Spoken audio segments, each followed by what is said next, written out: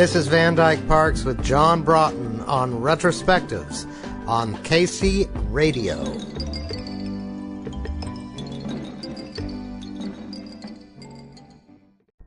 Just to begin, I believe you had a career as a child actor way back in the 1950s. I just want to say this before anything. It's so important. I like to get it in any interview. So I told Barry Gordy Jr. He said to me, "I've got an idea for a record label. I'm going to call it Motortown Records." I said, "No, Barry, call it Motown." He said, "Mo better. Can I use it?" I said, "Go ahead, Barry. Be my guest." You see, when you get to be about 60, you start picking up books of people who recount their lives for you. Yeah. And there is a very thin line between fact and fantasy in the books that I've read about people in music. So, knowing that anything I say might be an absolute lie, I'd be happy to dish it all up. I was a child actor, yes. You were. Yeah. What was those things, some of those instances of live television before laugh tracks when jokes could fall flat in a great theater that live television was supposed to be. I would go up and be an obedient child and play the part. I did it in 82 shows, as I recall, it helped me pay my board at a boarding school where I was studying music outside of Princeton, New Jersey. So I did it just to get a chance to have a good education, really. I didn't have any fantasy that I wanted to be an actor. And, of course, time bore me out on a stretcher. So recently I got a score. When I say recently, I mean the last 10 years or something. I scored the sequel to Chinatown. Oh, yes. It was that Jack Nicholson called me, and he said, "By the way, do you want to play a cameo role in the picture?" I said, "Absolutely not." Anyway, so hung up the phone. My wife said, "Who was that on the phone?" I told her, and this, that, and the other. What was it about? Said I could do a film score for him. And then she said, "What was that other stuff you were saying?" "No, I don't think so." And I said, "Well, he offered me a part." And she said, "Well, you're calling him back, and you're going to tell him that you want that part." And I said, "Why?" And my wife, Sally, said, "The hospitalization, dear." So I called him back, and I said, "Jack," I said, "act. I thought you said schmacked." So, yes, I mean, I've been in front of a camera, but it's totally dull, I assure you.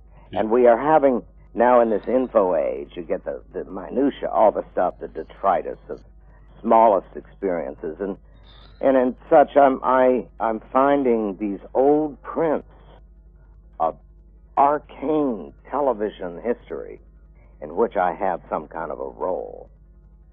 Wow.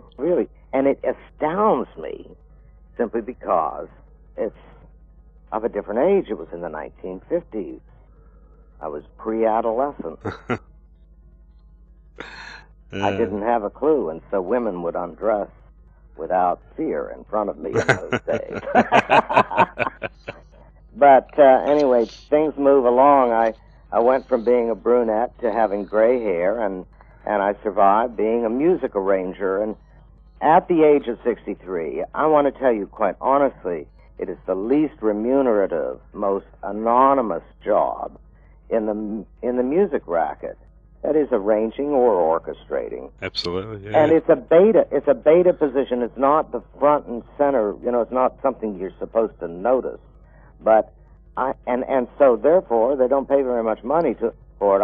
I think I'm the most expensive arranger in this town, Los Angeles, but in fact it's a spit in the ocean because it's a write-off. They're just your participation does not have a residual or anything like that, fancy stuff. But in fact, arranging is something that I know I do well because I work hard at it to make it a blessing that it's there. Would it be the thing you consider yourself first and foremost over all your other musical activities? Well, I don't believe that. I mean, I don't know. I wobble. I like wobblers, however, people who aren't sure. But I, from time to time, I really think that, well, it is as great. You know, they say the old expression, in the land of the blind, the one-eyed is king. And in fact, I think that just due to my diligence in arranging, I think I come up with some pretty snap, crackle, and pop durable goods in the arranging. For example, recently, I know I've pointed out my age, and so for me to get through the info age, a message that some young girl wants me to arrange some things for her, this, that, and the other, so I respond. I finally find myself in a hotel room. I took my wife. For the girl is 25 years old, and she's rented a harp, a big one, a concert harp, and she's singing and playing the harp for about 30 minutes. And her name is Joanna Newsom, and I just arranged, I think it was called co-producer. I'm not sure about that title stuff. But so I arranged a record that is an orchestra around her harp and vocal, and I hope you will look out for it, because you'll see it brings me into a currency in the music racket. This is a hip young thing. She's 25. I stopped her. I said, stop, after 30 minutes. My wife was just loving all of her playing, of course. I said, I looked at the harp, the pedals on the harp. I said, do you know what those spell? Those pedals. She said, no, I don't. I said, well, you know, D, C, B, E, F, G, A. I said, do you know what that means? She said, no. I said, did Captain Bligh ever fear God Almighty? And she said, and she's 25, and she said, let's go. I said, it's a deal. Isn't that wonderful? Yes. So how can I tell you the satisfaction of arranging, because it appears to be, at first or blushing glance, just a very small, casual afterthought. But it's a wonderful thing to do, and it continues to propel me. Oh, and hey, let's see, maybe like I'd say 4 weeks ago, I found myself in the castle of the Archduke Ferdinand in Prague, outside of Prague. Oh, yeah. The guy whose assassination started World War I and helped define all the politics of the 20th century. I thought I'd go see the 20th century in a nutshell, so I went to his castle. The history of armament. Wonderful. But actually, that was my only day off, because it was preceded with conducting arrangements I did for a group called Silverchair. Oh, right. Who are led by Daniel John. This is, it was a soberingly humbling and affectionate exercise where I got to go to Prague, business class, darling, and be treated with great kindness by a group that wants to extend itself into acoustic instruments. So I come in and get to weave and bob with the artists.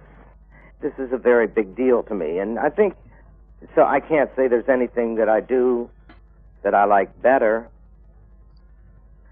I like being with people. I also like pursuing the music, the aspects of music that I do, well, you know,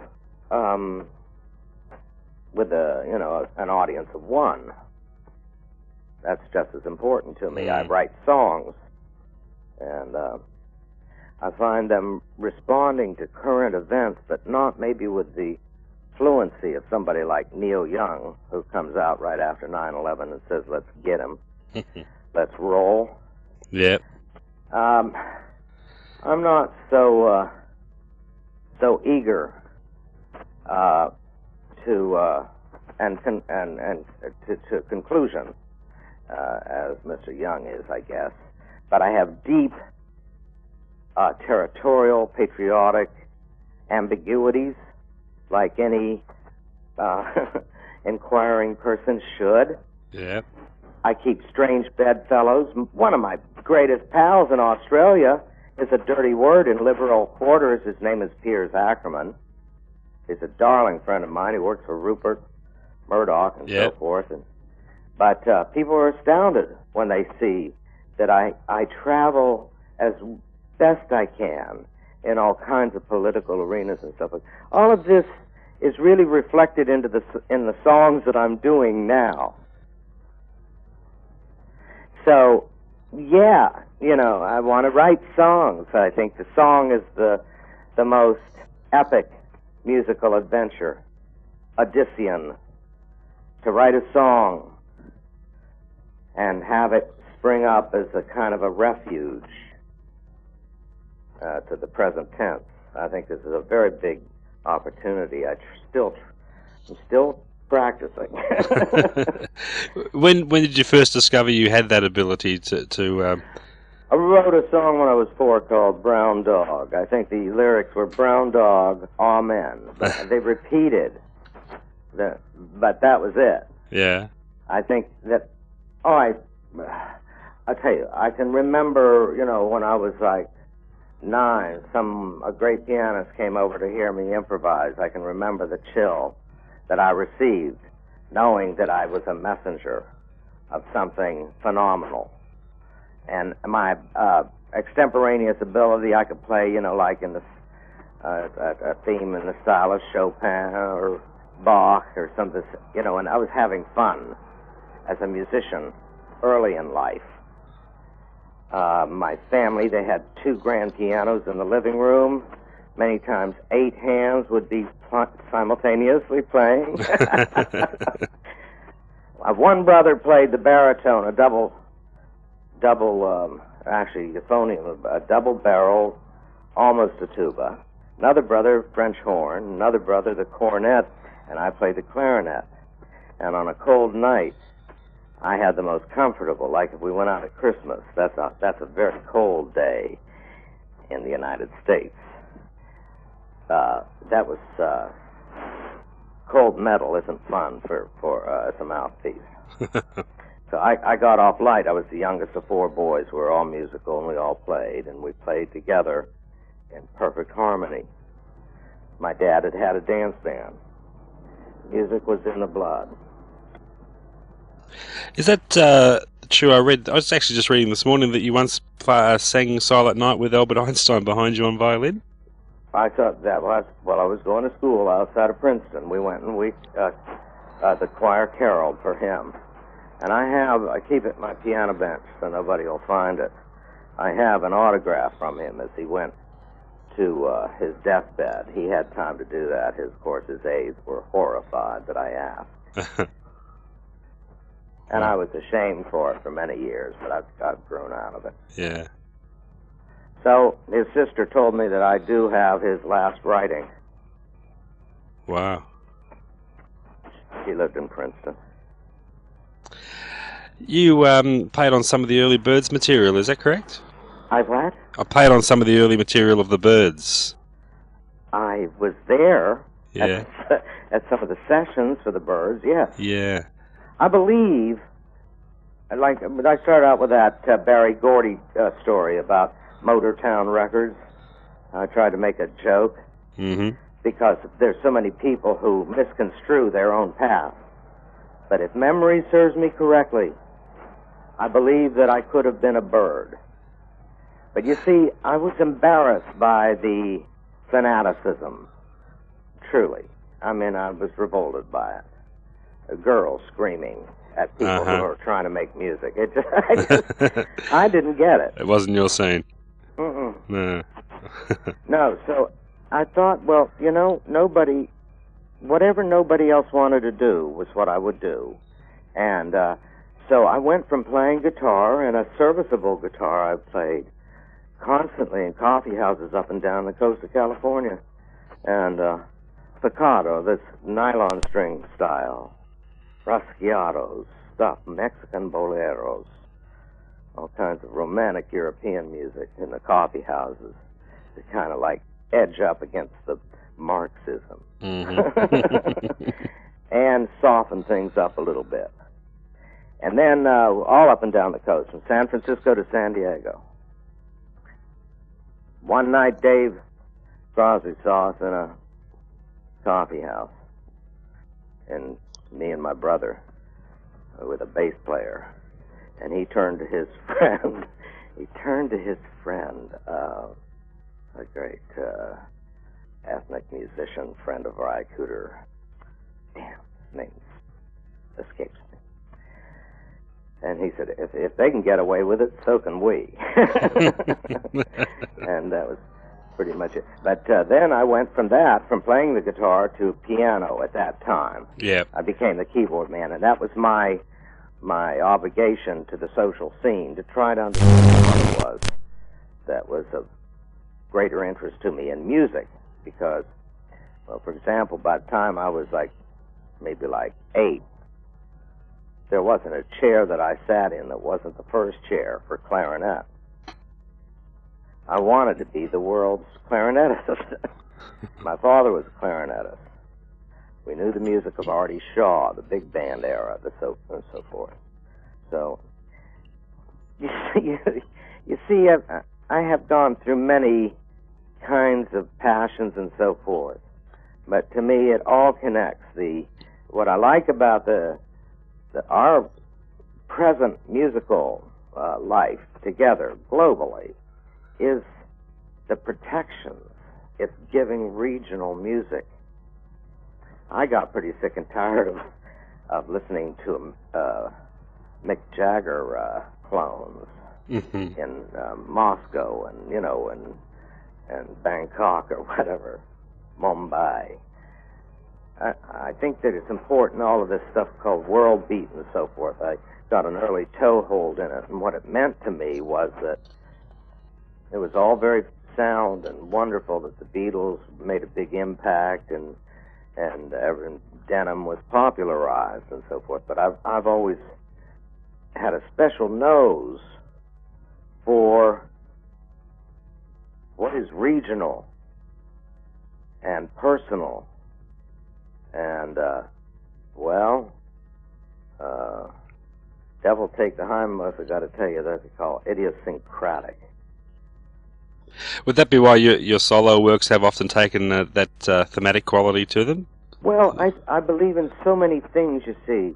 I'm not doing anything other than trying to experience some joy. And, in the hope that it's in my work, which is quite diligent. I sweat bullets. I work hard. So I think that I want it simply to be beautiful. I really think that Alan is trying to make that, the word is Ebenezer, that great altar, that structure that holds up all articles of faith. I've always wanted it to be beautiful, that's all, a beautiful thing. And in some cases it's not as grand as I might have planned, but I see, I think, I thought of, by the way, when I first heard Smile come back and hit us all in the face finally, I was so impressed by its miniature nature. It seemed so small, like a postage stamp almost. So, you just don't know where this stuff is taking you, but it's taking me into wonderful places. Soon I go to Paris to conduct and some arrangements I did for Rufus Wainwright. I go to Paris, 2 business class. Aren't we doing good? That's nice. And maybe a couple weeks in Provence just to look around and say hi to folks who beat the system and got away. So, but dear heart, is there anything special I'm supposed to be able to answer or anything? We're just taking it wherever it goes at the moment, which is really nice. Did you have an instant rapport with Brian Wilson the first time you met him? Did I have my what? An instant rapport? How did the collaboration process work between the two of you? Oh, there was no question about it. I needed to do something good, and he did, for entirely differing reasons, I'm sure. He probably had to escape the tyranny of his incredible output, and I probably had to escape the tyranny of my not only neglected output, but input. So, but it was tyrannical, and we both felt compelled to try to do our best. And so there was no question that we had the understanding, the trust, that I think that any act of, common zeal should be, it should feel. And that is that sense of trust and mutual, a determined mutual support. And so we didn't discuss anything. I believe, in light of that. I believe the fellow Beach Boys weren't all that supportive, though, of the Smile project. Is that right? Well, you can't please all the people all of the time. Yeah. Did that influence your decision to walk away from it at the time? Well, I think that it's safe to say that had they not walked away from it, it would have walked away from them. I really believe that. There was such a sense of disintegration because of the lawsuits and the personal enmities, in the group and so forth. The fact that Brian had established with the Pet Sounds that he wanted to go in quite an individual way, and it was a tough time for those post-adolescents and a lot to take in, and they did their best, and I did my best in an odd man out position, which is basically built in for such kind of failure. The fact the fact that I took a job, not realizing that indeed it looked like I was taking it from someone. And, that's redundancy of the lowest order. I don't want to do something somebody else can do.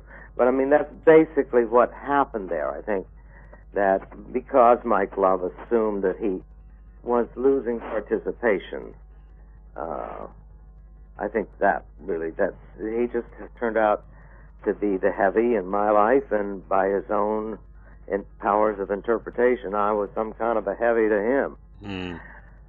But, in fact, I did what I wanted to do, which was do my best, and I did it blindly in a pretty monastic situation with one other person, and that was the guy who hired me, Brian Wilson. Yeah. So what can I tell you? How much did the finished product that came out a couple of years ago differ from how you originally perceived it way back in the 60s? It doesn't differ. Doesn't differ at all? Not really. To me, it's not in the particulars of the brushstrokes, as it were. It's in the general attitude, or, I think attitude is a good word, the general sensibility of the entire thing, the kind of a vision it promotes. I think it's perfectly successful. I really believe that. I think that it was 5 sessions on that I had with Brian. Each of them an hour long. In the final analysis, and that any surgery that was done past the body of the work was, and it's a term I've used before, and I'm using it because it is accurate. The least invasive surgery. Okay? Very small work. And, I did the pirate thing. I did there were some lyrics about pirates. I'm not sure how much anybody is into any of this or who could give a damn. Because it's not demanding. The work isn't demanding, and but I think it's a wonderful thing that it got done. And it took a lot of heavy lifting in many areas, to be sure. Do you see I'm very happy. I'm happy with it.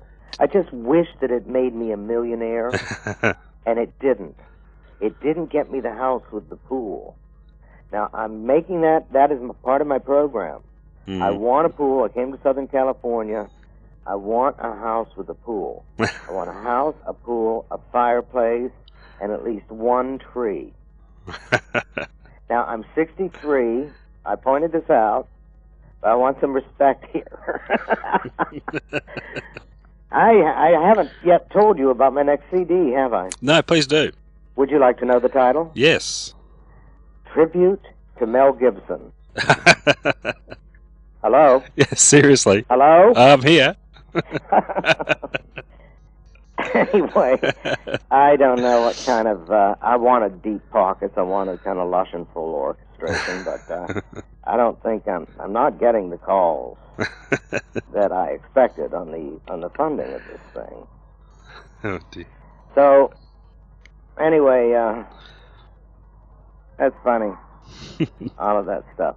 But you see, it's very satisfying to have a life in associating with music in these different roles. And in each of them, it can really honestly be said, every time I take a job, I feel like Moses. I don't know if you know that story, but it just is an historical or allegorical detail. Moses is said to have been a stammerer. He couldn't really get it together in public. And when God asked him to do all that stuff, let the people go and all this stuff, and part the seas and stuff, Moses turned to God and he says, I'm not ready, kid. You've got the wrong man. I can't do this. And in every case, before I begin a job, I always wonder if I have the equipment, because I think it's very important in life, it's certainly in music, dear, to never let ambition outreach ability. I have always tried to take great pleasure from my miniature work in music, because I'm mindful of the superior forces around me. But I still think something of any size can be a perfection, and I'm always working for it. Tell us about Phil Ochs. He was another one you had a good association with. What was he like to work with, and the type of guy he was? The last time I saw Phil Ochs, are you going to do some information on this man? Yes. You're not going to just assume anybody knows who Phil Ochs is, because I just think there's some few people who understand it. Bob Dylan recently had a biographical documentary encapsulating his life work. That's right. Bob Dylan it came to my attention, it's not privileged information, or I wouldn't have heard it. He had an editorial approval of the documentary. I noticed, as much as I have a high regard for his work, and I would always like to think that I could separate the man from his work and enjoy them both, he did not mention Phil Ochs. They did not mention Phil Ochs in that documentary. And I'll tell you something, and it might sound like braggadocio, and this is true, though. I was in a room with Phil Ochs and Bob Dylan on Bleecker Street in Manhattan in 1964, wherein they argued about acoustic and electric. And I was there in that room with those gents as I saw Phil Ochs turn from the poster boy, you know, all the news that's fit to sing, and the template that he was. Many, many forces went into influencing the osmotic talents of Bob Dylan. Many things did he incorporate in his persona. But there was no reason, considering the towering influence of Phil Ochs, not to mention him in any conscientious biography of Bob Dylan. I hope you don't mind that I feel opinionated about that. No, I agree. Should have been there. But Phil Ochs had no interest in the progress of profit. He was uncorrupted. Uncorruptible, it seemed to me. I'm talking about very close quarters. But he was so mercurial as he went nuts. I'll tell you, the last time I saw him, I was producing the Mighty Sparrow record for Warner Brothers called Hot and Sweet. Mm-hmm. Warner Japan is kind enough to keep it in circulation. Hot and Sweet, mighty day with a great calypsonian called the Mighty Sparrow. And there was a hurricane. This is 1972, I think. Edna, I think is her name. I forget the name of the hurricane. The rain was horizontal. We were in Miami recording. The studio had to go on an independent generator, and there were a band of 25 Trinidadians in there to record. And Phil was so maddened by Vietnam, LBJ, the U.S.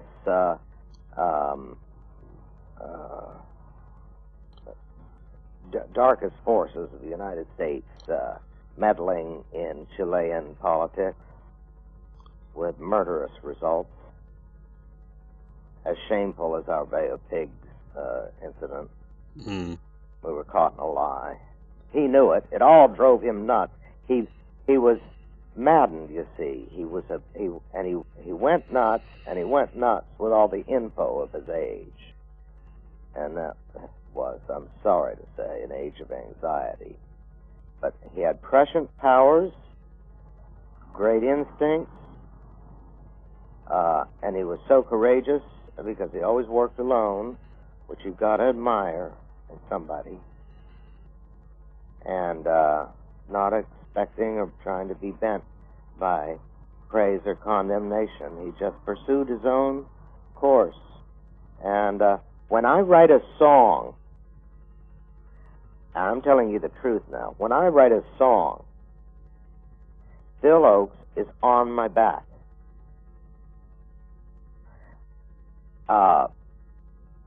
Breathing down on me. Mm. Because of his rectitude, you know? Yeah.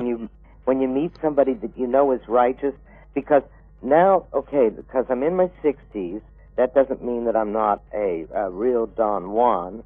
I mean, I feel like a kid, but in fact, there are more pronounced distractions.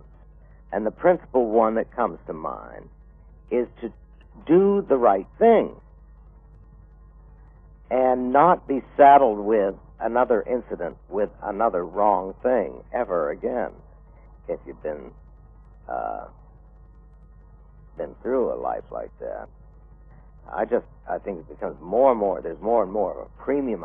So when you see somebody doing the right thing, and you see what a premium there is on it, I say Phil Ochs came out smelling like a rose. Mm. I really believe that.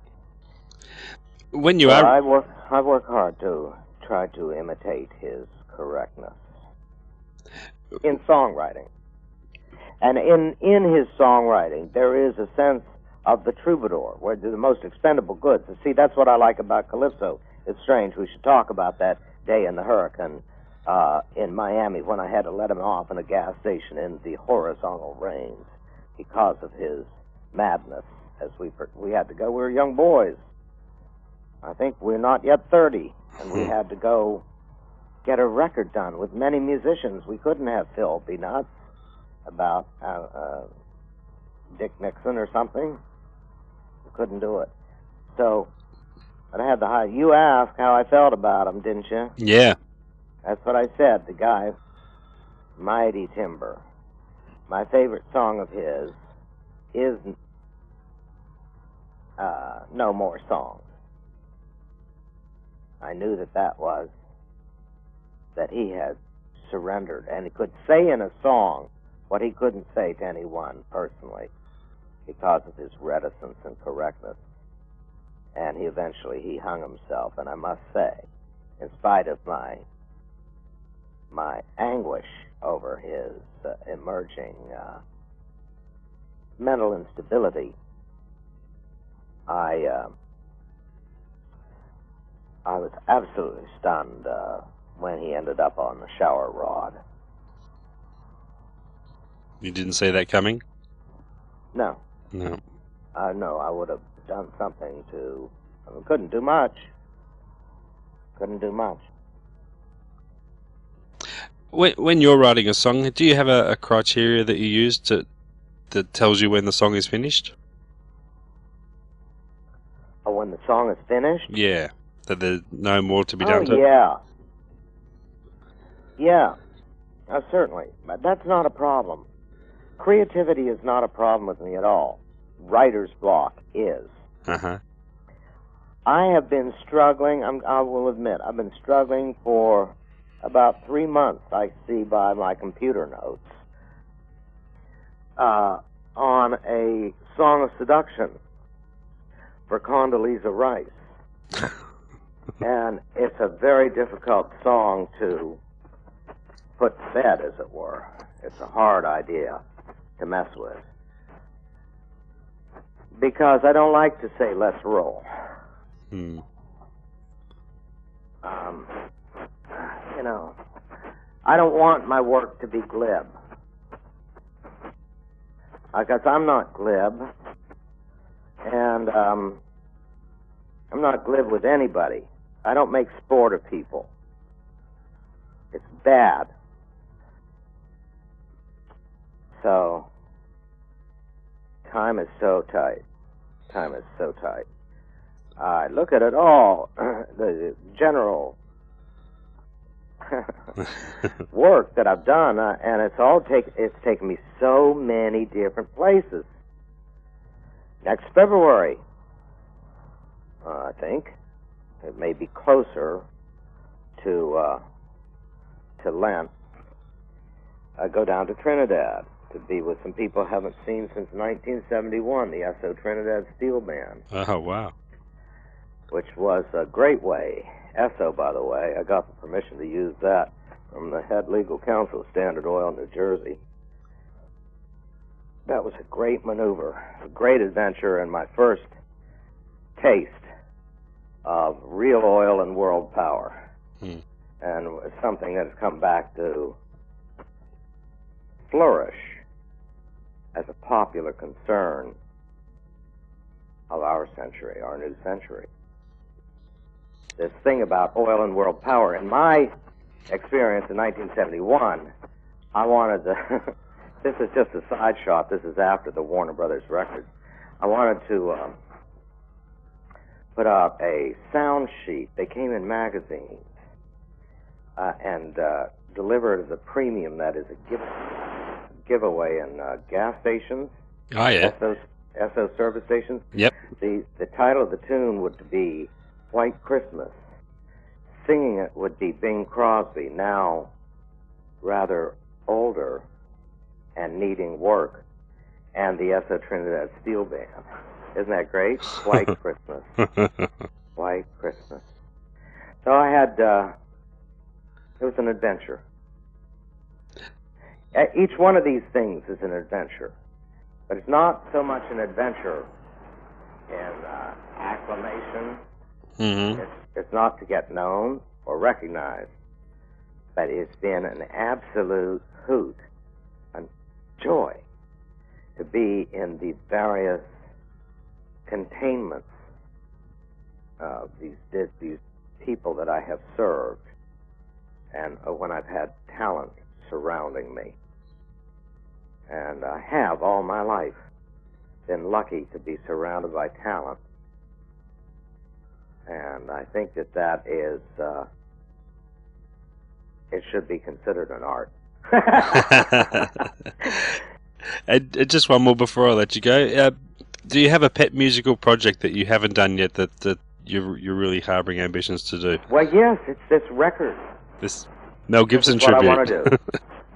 I want to address the song form, and that's why I'm doing this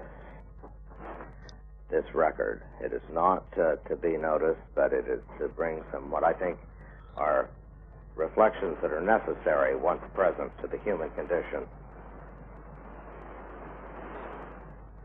And what stage is that at the moment? Huh? What stage is that record at this stage? I got thousands of songs.